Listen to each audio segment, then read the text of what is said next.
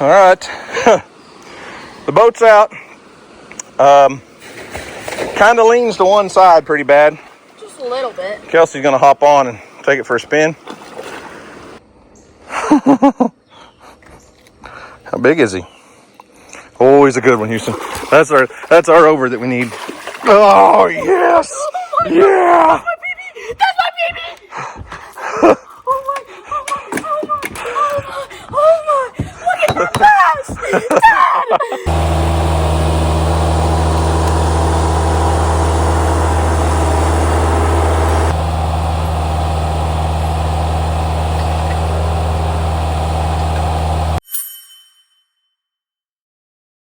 Well, what's up, guys? It's Daniel from Arms Family Homestead, and we seem to do a lot of flood videos around here lately. It's the same day as the last video, but I have to get started on this problem. This is a problem. Luckily, I'm blessed to have a skid steer and tractor and excavators and all the things. Once upon a time, I used to have to go borrow a tractor with a front end loader to clean this problem up. But I don't think I've ever seen this much gravel piled up after one storm. It rained hard. We got just 2.5 inches of rain, but it was probably in an hour. Look, apparently the creek got way up. It got higher than what I really realized in the last video. And when I say that, just let me go show you. I told you, or showed you, our mini pontoon boat, trailer and all, is in a brush pile down there. Missing 2 pontoons. It's destroyed.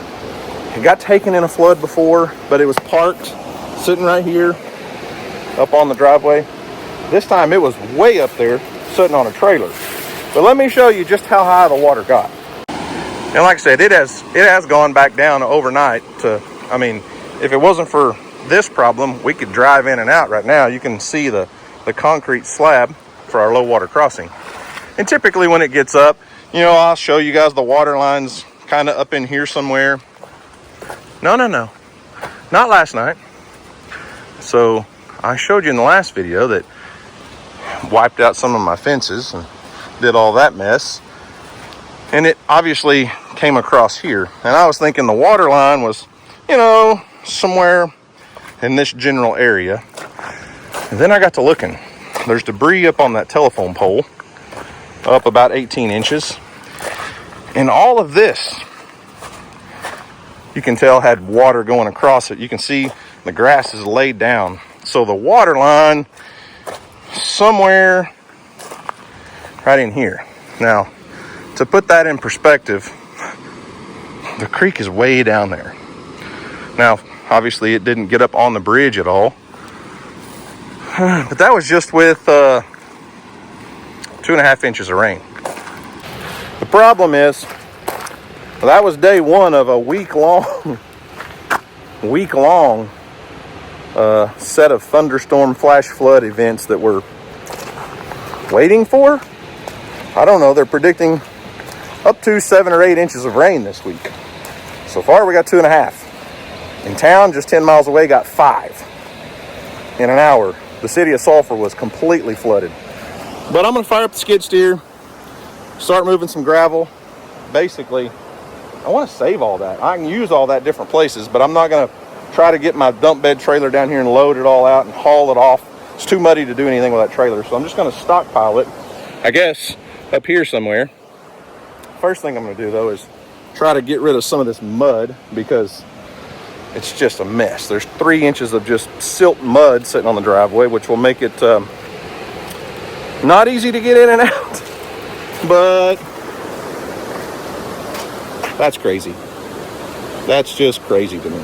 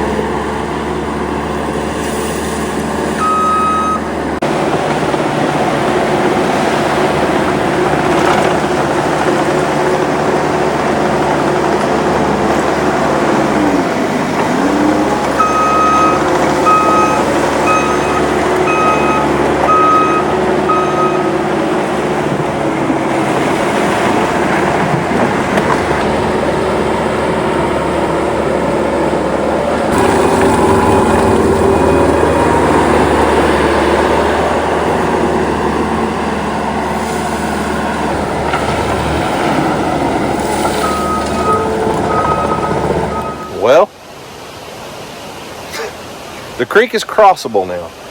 There's still a lot of gravel to move, but it's been a couple hour long project. But we can drive across for now. One thing I didn't show you, I showed you how far the water went up on that side of the creek. Check this out. So water line over there was, you know, up on that telephone pole a little ways. And there's a tree limb kind of right in the way. But this side of the creek, the water line made it up to here. That's it's a very substantial amount of water. It doesn't stay that high for very long, and it goes, you know, recedes back down fairly quickly. But the amount of water that this creek carries is insane. And I only bring that up because every time we have a creek flood video or show the creek up or something, people ask why I don't have a bridge other than our walk bridge here. Well, we looked into that idea of replacing once upon a time, this was a county road. My driveway is an old section line, county line road. So that big concrete structure that you see right there, there's one on this side and there's remnants of one on that side. There was a bridge across here. And I don't quote me on this because I don't know, but I think it probably washed out in the 50s or 60s. Now, this has been a closed road for many decades. So there was a bridge there, and it's possible you could build a concrete structure on this side like that, one on that side, and span it. That walk bridge is over 100 feet long. It's like 120 feet. To build a bridge that you could drive a car across, we're talking $1 million project.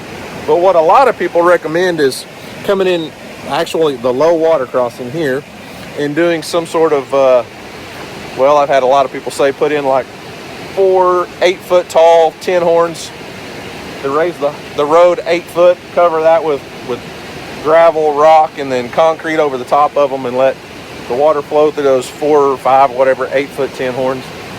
There's a lot of people have suggested doing concrete boxes. So like 8x8 boxes made out of concrete and then go across it. And most of the time that would work. If we got a 3 or 4 inch rain and the creek come up 4 or 5 feet, 6 feet, that would work. The problem is the amount of debris, entire trees. I mean, you see how much this washed in.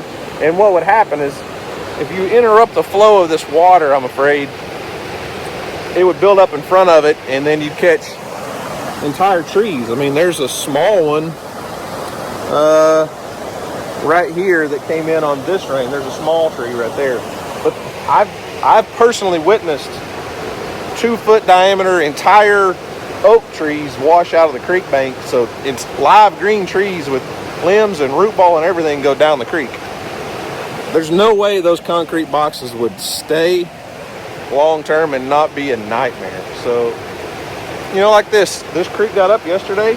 Obviously it was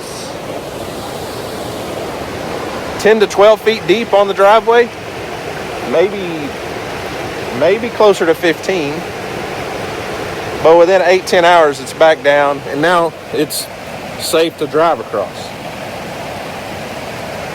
So probably not ever going to build a bridge, and the idea of something that's got a water to flow through across the creek is just, I don't think it's a great idea. So we'll keep doing this stuff. It's been this way all of my lifetime, and yeah, it's a minor inconvenience for a day or two sometimes, but as long as we have this bridge and we park a vehicle on the other side, it's doable. It's not a problem. So the low water crossing is a special thing to me, and there's very few people that can say they have to drive across a spring-fed creek and have a low water crossing to get to their house, and I like that. I love it. So is the gravel a pain sometimes? Every once in a while. It hadn't been like this in a couple of years. Now this is the most I've ever seen, but there's always some pile of gravel or some pile of mud or rocks or log or something that has to be moved. But I'll take the minor inconvenience versus living in town any day.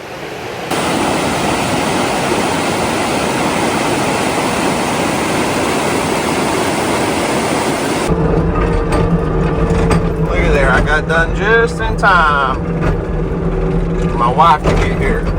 She's lived here for a long time. She's still a little leery of crossing it when it's up, but trust me, I know when it's safe and when it's not safe to cross. And right now, it's safe to cross. Now we will have to put her pickup back on the other side of the creek this evening because it's supposed to rain more. But for now, it's crossable. Quick question. Have you ever bought or sold real estate? Do you have a marriage license? Have you ever gone to the carnival and filled out one of those little slips to win that free car? If you say yes to any of these things, you need to pay attention because today's video is sponsored by Delete Me. Delete Me is an online service that helps you protect your personal information on the internet. Our information's out there. There are people waiting and, well, maybe not even waiting. There are people actively trying to attack you to get your information off the internet from public sources. One thing that's really becoming a headache, that's really, they're using it to attack everyone, is these emails that you get. And it may be like an email that looks like it's from Netflix that says, we're having problems with your online billing. Please log in and re-enter your information. And when you do that, you're logging into a fake website that's not really that true Netflix or true PayPal or whatever it is. And you give them a login, a password, and you give your credit card information, and they've got you. So if you sign up for Delete Me, they're going to give you this online dashboard profile. And I've been with Delete Me for over a year. And as you can see, so far they've had 143 data brokers with my information. They've reviewed 32,405 listings with my personal information. There's no way one single person can check all this stuff by themselves. And there were 95 data brokers that had my personal information. And that information includes things like address, name, property records, age, court records. Delete Me is a great service to come along beside you and help assist you. They'll send a notice to these companies, these websites that have personal information that's not supposed to be out there, and they'll send them a notice saying, take this junk down. You don't have the right to have this. So if you want to try it out, you can get 20% off all consumer Delete Me plans right now. Go to joindeleteme.com/arms20 or use code arms20 at checkout. That's joindeleteme.com/arms20 or use code arms20 at checkout.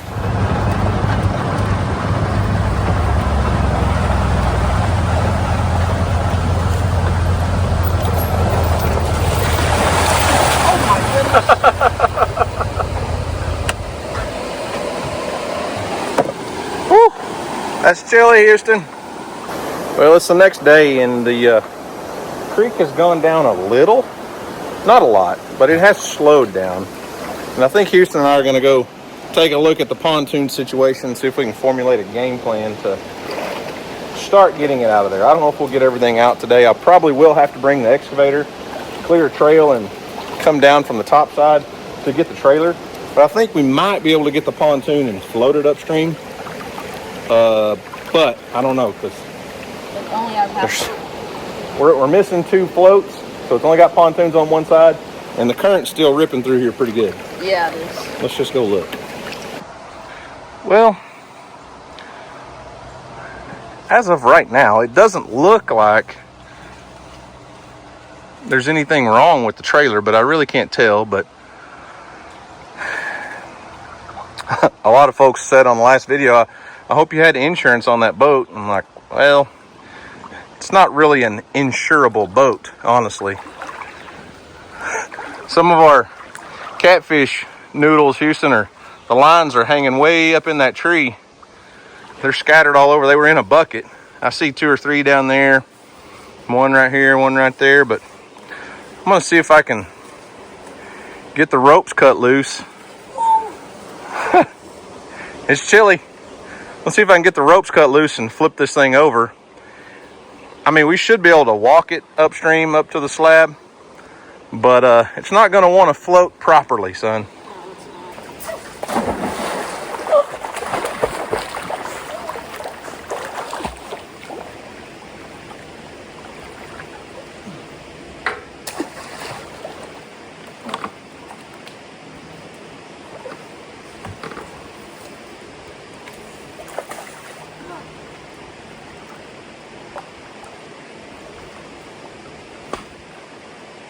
hold that one chair. All right, we're gonna have to get that winch line unhooked up there. Here, hand me your knife. Because I can't get to that. Kind of perfect, actually. Hold on.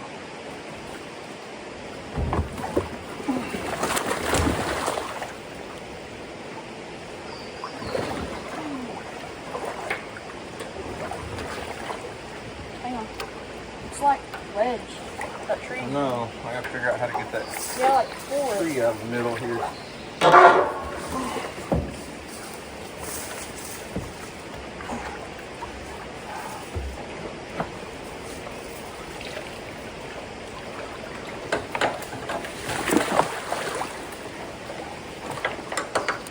We're sinking. All right, the boat's out. Kind of leans to one side pretty bad. Just a little bit. Kelsey's gonna hop on and take it for a spin. Well, both seats are in good shape. Actually, up there in the brush pile is just the seat back cushion. I don't know if we rebuild this one. A lot of folks are asking if I had insurance on it, and obviously it's not an insurable boat. I will say this. After we found out that this happened, I told him that I said I think it's the sun that we need to build us a little mini bass boat for the pond. I like the pontoon though. I like it. I do too. It stays on the pond perfectly, and it doesn't fill up with water when it rains like a bass boat, like a flat bottom aluminum boat would. Anyways, probably not salvageable.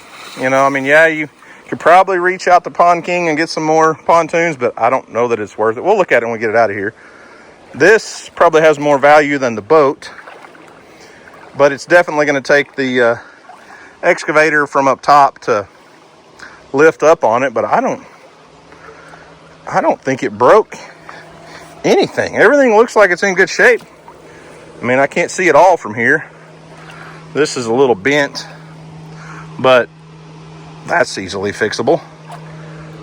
I mean, for the most part, it survived well. So we're going to see if we can get this up to the driveway and drag it out of the way, I guess.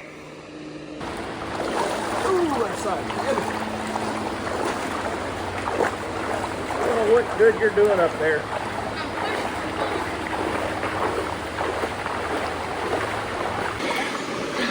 Well, trolling motor looks like it's in decent shape. We didn't even lose the battery. It was still connected. I threw it up on the bank and have to go around and get it. I lost my shoe. Uh-oh.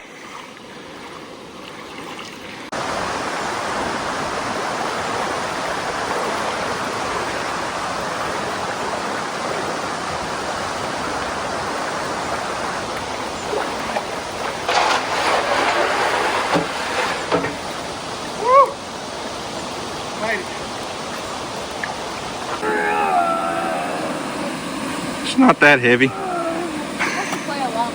Yeah, I know. So this was a DIY kit that I built in 2020, I believe. So it's about 4 years old, 5 years old. I don't count well when I'm tired. It is 5 years old. This is 25. You know, could it be repaired? Yeah, maybe. Is it worth it? No. Probably not. A lot of the components are still fine. You could redo the frame. I mean, I would say that treated lumber's held up well. We got a lot of good use out of this thing. And I don't know what I'll do with it. Can you push it over? Flip it back over? That way? How big a boy are you? Oh, jeez. My hand slipped. Uh-huh. Knew I shouldn't eat that popcorn. Oh, you're losing ground. Push. Push. There she blows. So I've come to a revelation, Houston. What is a revelation? A conclusion, a final thought. I know where we messed up. Because when the company sent this to us and wanted us to put it together, and we've worked with them, we bought a lot of fish from them. What's the name of the company? Pond King. They're not the Creek King. No. No. The boat can handle the pond. Yes. The creek claimed it Yeah, it did. as its own and made it its little It's child. Yeah, we'll go with that. I love this boat though. I love it. And Pond King has a whole line of these mini pontoons, and I have a feeling we might upgrade to another size, another unit. Houston wants to build a little mini bass boat out of a flat bottom John boat. But for the pond, like I said, the John boat fills full of water. This thing, I can leave it floating on the pond year round. It's not gonna sink. It's never gonna fill up full of water. It's just perfect. It's perfect for the pond. And that's probably why it's called a Pond King mini pontoon boat and not a Creek King mini pontoon boat. So, rip to the mini pontoon boat. Rip. All right. Got the seat, the battery, trolling motor. Dug the seat back out of the brush pile. Houston's down there picking up some pool noodles. Some of our pool noodle jug lines. Getting them cut out of the brush. The only thing we don't have figured out yet is the trailer. And I'll probably do that tomorrow. Because I'm going to have to get the excavator in here and clear a path. I kind of snaked around this way. I think I can get here pretty close with the excavator. I may need to move a couple dead trees. And then try to reach out there with some chains and lift that up and not drag it off that tree. But I would do it today. It's 3:30. We have a bass fishing tournament to attend this evening. And I mean, what's the worst that's going to happen? If it floods and the water gets up, I don't know. Tomorrow.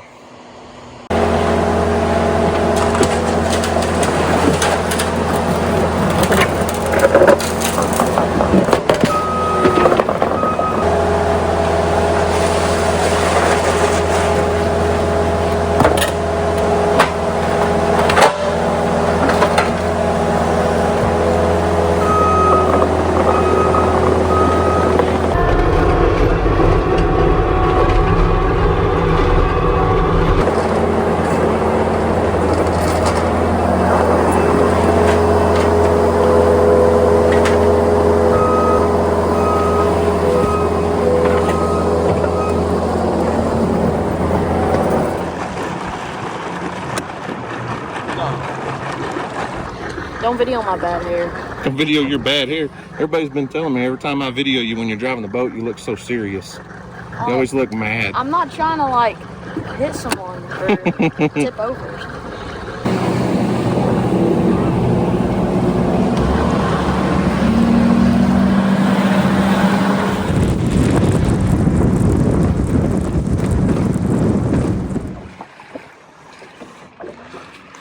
Another sand bass. Story of our lives in a bass tournament, right? Yep. Houston caught a sand bass on what, your second cast? I didn't get it on video, but it broke his hook. Not the line, the hook broke. This is back-to-back sand bass. Mm-hmm. On a mooch minnow, shocker. Yeah, I'm not throwing it back over there. Houston's go-to. Hey, there might be a bass over there. Hanging out on that point.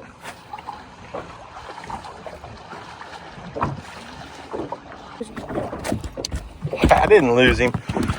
That's fish number 2 for me. I didn't show you my first one because I was a little embarrassed. I'm really thinking about kicking him out of the live well. Hey, would you be still? He's been caught before. He got a bloody mouth and a bloody nose. Nice bass though. He going in the box.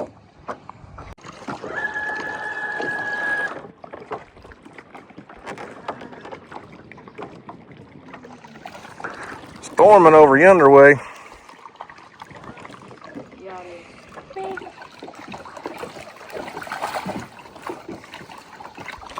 Fixing to nickname you Sand Bass Sally. Hey. We're bass fishing. Yesterday, I didn't care what you caught. Today, let's catch some bass. I'm trying. Trust me. Old Sand Bass Sally. I don't care if you call me that, but just wait when I catch a bass, okay? What are we gonna call you? Big Bass Buddy or something?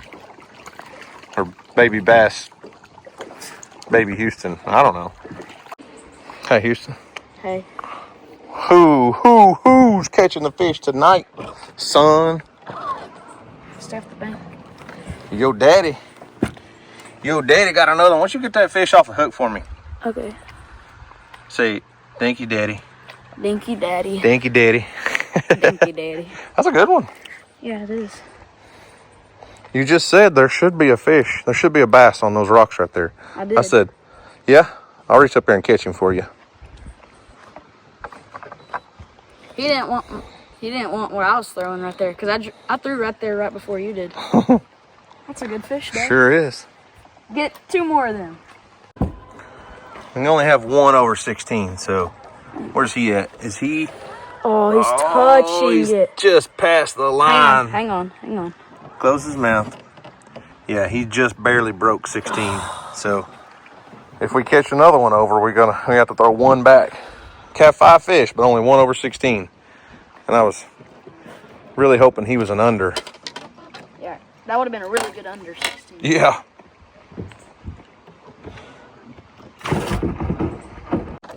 Well, it's about time. Hey. Alabama rig and a smallmouth. He ain't very big, but that's 5. That's 5. So we got a limit. That's 5. Now we can cull out some of these little guys. Well, I mean, we got 3 little guys about that size. And 2 decent ones. He ate that right at the boat. I know, you had like 4 feet of line. I thought it was a sand bass at first. You were already mad, I heard you. Put him on the left side.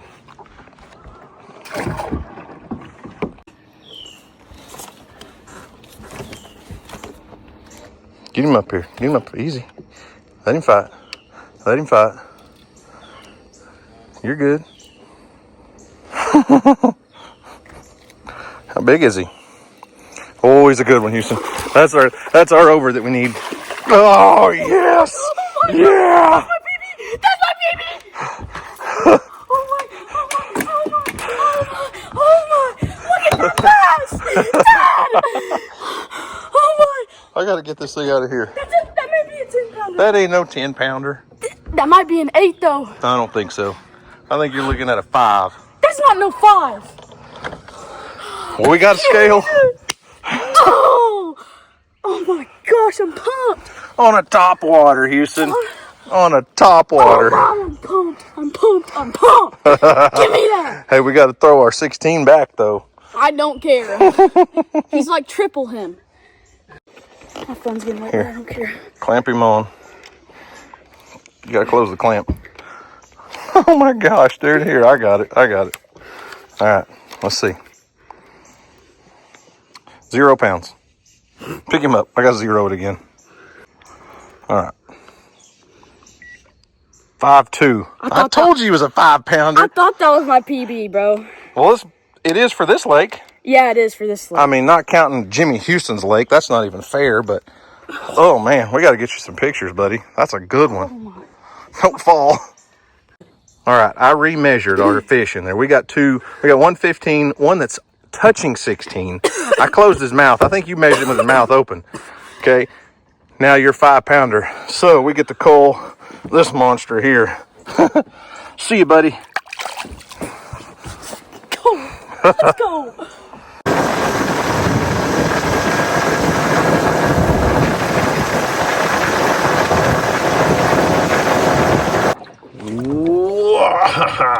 Yeah.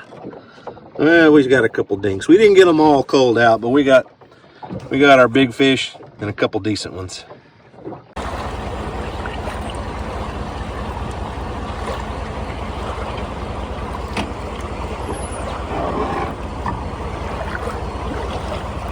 Come on up.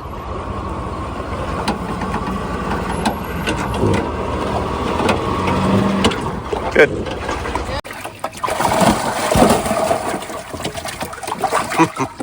Still alive, huh? We had one jump out of the live well. He almost went back. Not that one. We've had that happen before. Actually, I'll pull him out last. Oh, you're gonna wait?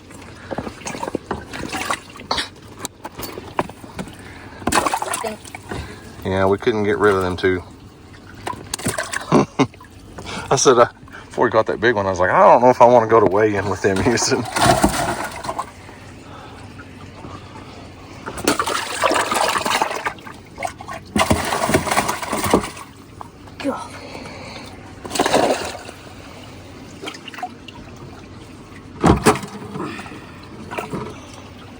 There you go. Big. Gotta get it in the bag, son. Sorry.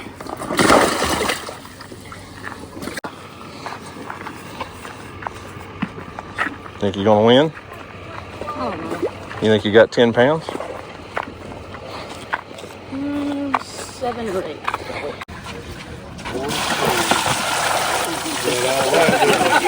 There you go. That's the way to do it right there. Maybe drain a little bit more water off that next time, Houston.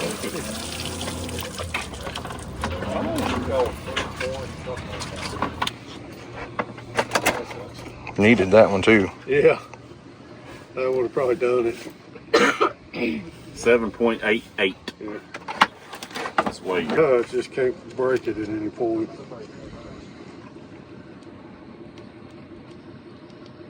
$5.29. Big bass.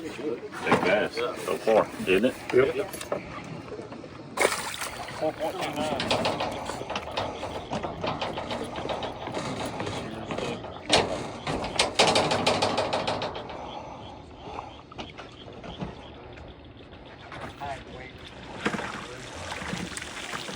See you later. Hey, I think it's trophy there. Who wins next time? 15. Wait, hang on. You're supposed to start with the big bills and work your way out, work your way down. Hang on. Sorry. I'm not Flip it good. over. There you go. 20, 30, 40. Did I say that right? Mm-hmm. Okay. 45, 50, 55, 60. Still counting your money, huh? No, I was flipping them over. So, Houston won big bass with 5.29, I think's what it was, 5.2 something. 529. We should have won the tournament. So, the rules in this tournament: you can have one fish over 16 inches. It can touch the 16-inch line, but it can't break it. Houston measured that fish that I caught, and when he measured it with the mouth open, it was just over 16 inches. And after we caught that big one, I wanted to measure our one that was over again, and I closed his mouth, pinched his tail, and on our bump board, he was touching the 16-inch line. Now, we could have thrown him back and kept the 6-7 ounce fish, but it was close, and they can touch 16, but they can't be over. But my board's not the official measuring board, so they measured them here, and I'm telling you, it was a 1/16 of an inch over 16 inches. It's not much. So we had to throw that fish back, and he was at least a 2-pounder. Yeah. And we had 8 pounds and some change, and 10 pounds and some change won it. So if we would have been really close to first place, guarantee you we'd have been in second place. But we won some money. It's the first time we've won money in one of these little jackpot tournaments. We're getting better. Last year we came out here, fished a few, did pretty decent, our first tournament ever, and after that we kind of struggled. This year we've been doing okay, kind of middle of the pack. We're weighing 5 fish in pretty much consistently every week, and there's a lot of boats that don't. A lot of boats don't weigh in. A lot of boats that are double the price of ours don't even catch fish to come weigh in. Well, they might not. I had to show Houston. Had to prove to him a couple weeks ago. It was last week. There's a $120,000 bass boat with probably $15,000 worth of electronics sitting on it. Entered the tournament, and Houston kind of got down in the dumps before we ever took off. He's like, we can't compete with those guys. We can't beat them. And at weigh-in, we weighed in 5 pounds. We had 5 fish, 5 pounds and some change. Didn't win, but after weigh-in was over, I said, look around, Houston, where's that fancy boat at? They didn't even come to weigh-in, meaning they didn't catch any fish. Yeah. So, anyways, it was fun. It was good. I had a great time. Yeah. Glad you caught your big bass. Me too. Spillway's ripping this morning.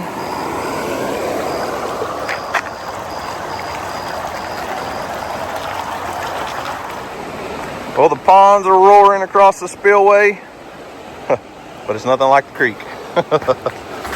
Creek's up again. We got a couple inches of rain this morning. I haven't checked the rain gauge actually, but I think we got a couple inches. Not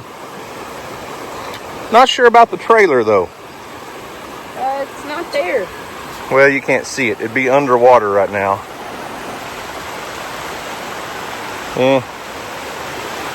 Maybe it's there.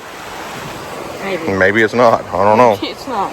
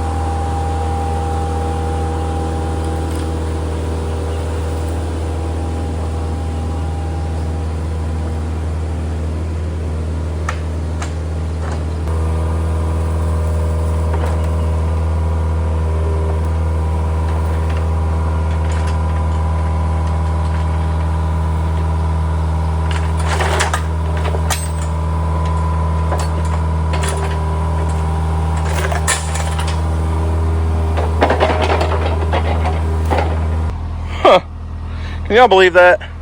Look at this. Wires are still intact. I got a little mud in the coupler, and that's about it. Jack's still in good shape. The winch is tilted just a little bit to one side, but obviously that is nothing more than straightening out that one piece of C-channel there. None of the boards are broken. The frame's not bent. We did not even break a tail light. I mean, all the wiring still intact. That's about as close to perfect as it gets. I can't believe the flood didn't tear it up, and I actually thought using a big Cotto excavator to dig it out, I might end up breaking something, but it's in almost perfect shape still, and kind of out of the flood zone. I'll come back with the buggy and hook onto it and get it all the way out of here. Not sure what I'm going to do with it now, but still a good trailer, and there's nothing wrong with it. That's amazing. Well, I guess that was a successful rescue mission. It's taken a couple days to get it all completed, and we've had one more big rainstorm come through. You saw the creek come up overnight, back down. Anyways, didn't mess up the trailer, got it out. I'm filming this on Sunday afternoon. It's about 3 o'clock on Sunday, and pretty much every meteorologist in our region is calling for massive supercell thunderstorms that could produce softball-sized hail and large tornadoes all evening into the night. So we're going to buckle down, hold tight at home. We were wanting to go to the lake this afternoon, but pretty much every meteorologist said we could have winds up to like 70, 75 miles an hour. So probably not going to the lake today. It's not bad to have a break. I think Houston and I have fished about 4 days out of the last week on the lake, and every once in a while you need a little break. So anyways, guys, I think that's going to wrap it up for me today. Remember, do something today to make somebody smile, because you never know, it just might change the world. So guys, thanks for watching. I hope you enjoyed it. You guys have a great day, and as always, we'll see you on the next video.